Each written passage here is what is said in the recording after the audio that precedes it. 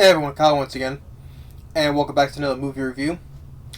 And reviewing on one of the DVDs that I recently got, and it's one of the new Scooby-Doo movies that came out last year. And that is this time of Scooby-Doo and the Gourmet Ghost. Now it came out recently last year, and this time with special guests. You got world famous chef Bobby Flay, and you got Giada de Laurentiis in this. Now, I explained before when I got this DVD that my dad and I, we was always like watching stuff on the Food Network. He likes watching the cooking shows, right? And he likes Bobby Flay, which he has his own show like Beat Bobby Flay, and even like on Iron Chef America and all that stuff. So, and when I told him I got this, he was instantly wanted to see us because how he likes Bobby Flay. So we sat down and watched this, and he enjoyed it, and I liked it too. Because we both are big fans. We're both fans of Scooby-Doo, especially him when he grew up watching the show as well, and so did I. And I still like the movie. I do like the movie because I bought it. I do like the movie. The voice cast was again do a good job, and even Bobby Flay himself. Well, he's playing a fictionalized version of himself though, but still he does a good job playing as himself. Giada de Laurentiis, fine too as well. And as for for voice casting, we'll get the names right because I know Frank Welker. For years he's been voicing both Fred and Scooby though, but whereas Kate Micucci, I'll see if I mispronounce her last name, who voiced Velma. She years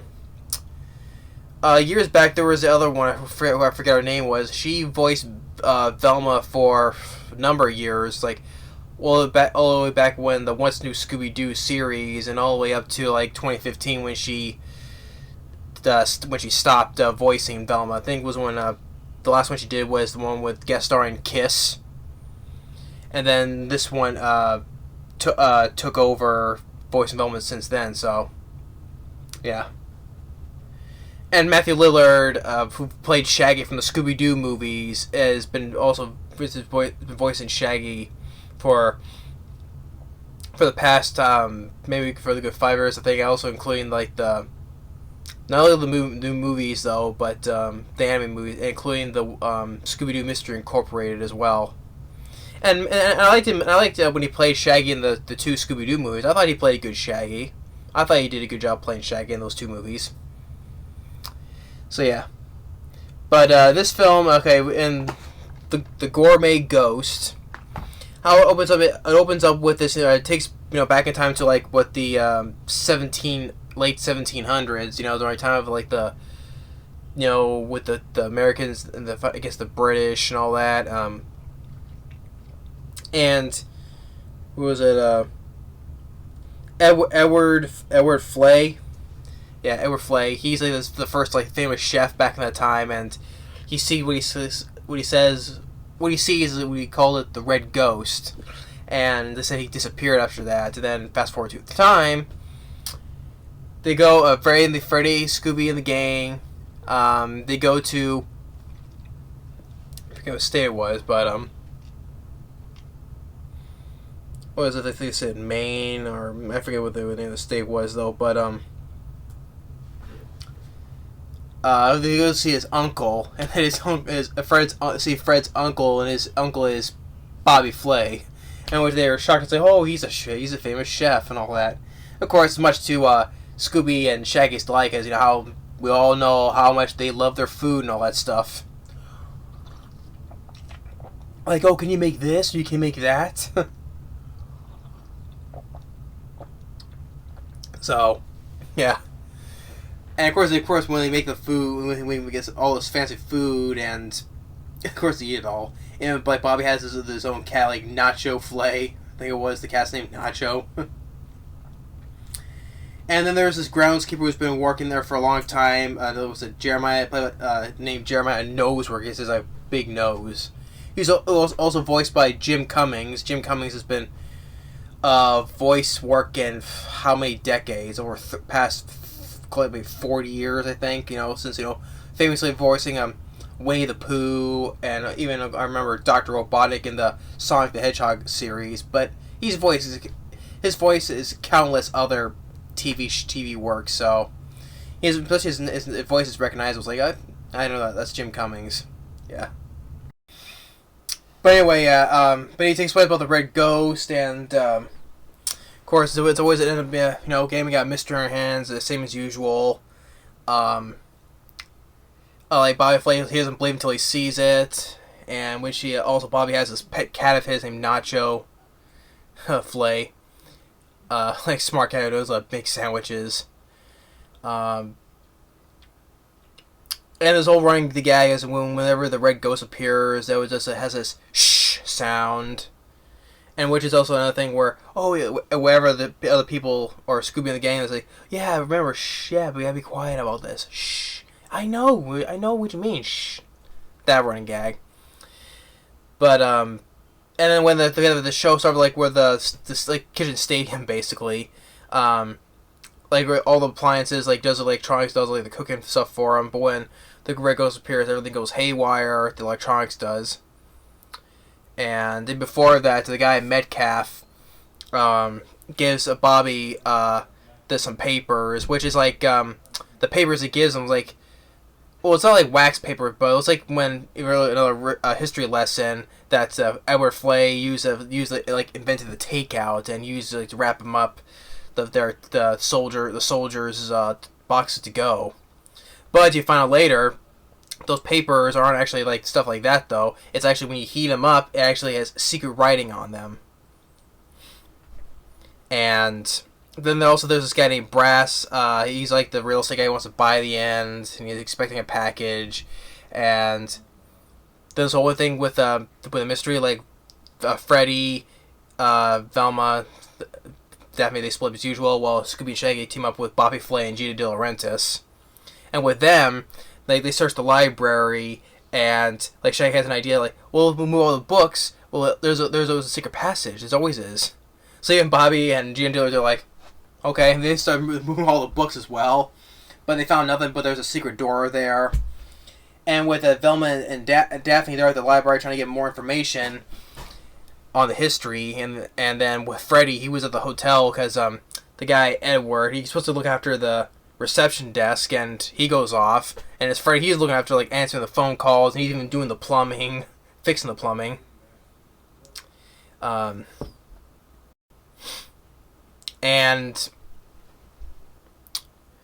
then when Velma and Daphne, they visit the Noseworthy, because they're always they also get his name wrong, ask if he knows anything about it. And when the Red Ghosts appear, like there's even a part where they chase him through this hedge maze, and they're all, of course, running back and forth, whatever, and until one point where we almost go off a cliff, and Shaggy almost goes off a cliff, and like Bobby saves him with his tongs he carries with him.